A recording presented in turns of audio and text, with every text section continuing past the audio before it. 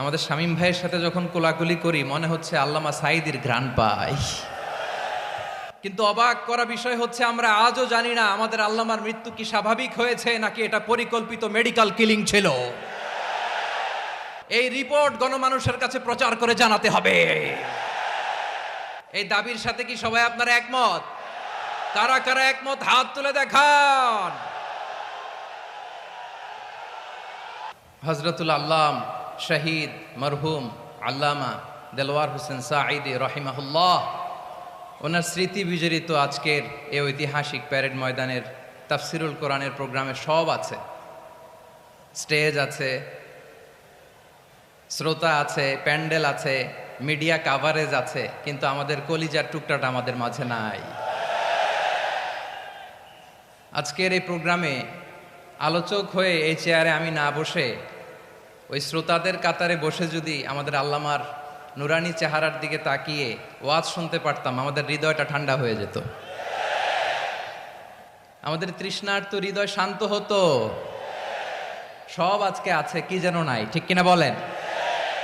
আল্লাহ তাআলা প্রতি 100 বছরে একজন মুজাদ্দিদ পাঠায়, প্রতি 100 বছরে একজন মুজাদ্দিদ, যিনি সমাজকে সংস্কার করেন।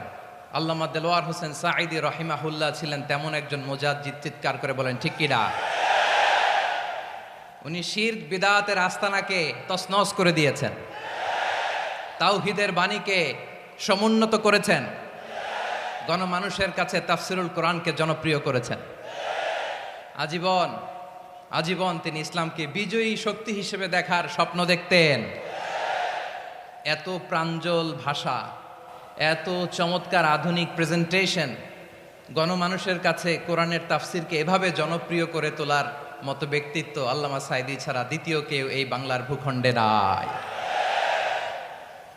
এই যে তাফসিরুল কোরআন, এই যে টার্মিনোলজি, এই টার্মটাই উনি আসলে জনপ্রিয় করেছেন। আমরা আগে জানতাম না যে এভাবে তাফসির করা যায়, এভাবে scientific indications of the Holi কোরআনকে মানুষের কাছে পেশ করা যায়, এভাবে এত জীবন ঘনিষ্ঠ করে, এত ইন্টারেক্টিভ করে কোরআনের কথাগুলো মানুষের কাছে উপস্থাপন করা যায়। উনি অন্যায়ের বিরুদ্ধে সবসময় সোচ্চার ছিলেন, প্রতিবাদী কণ্ঠস্বর ছিলেন। ওনার আলোচনা শুনলে দেহের রক্ত টকবক করে ফুটতে থাকতো।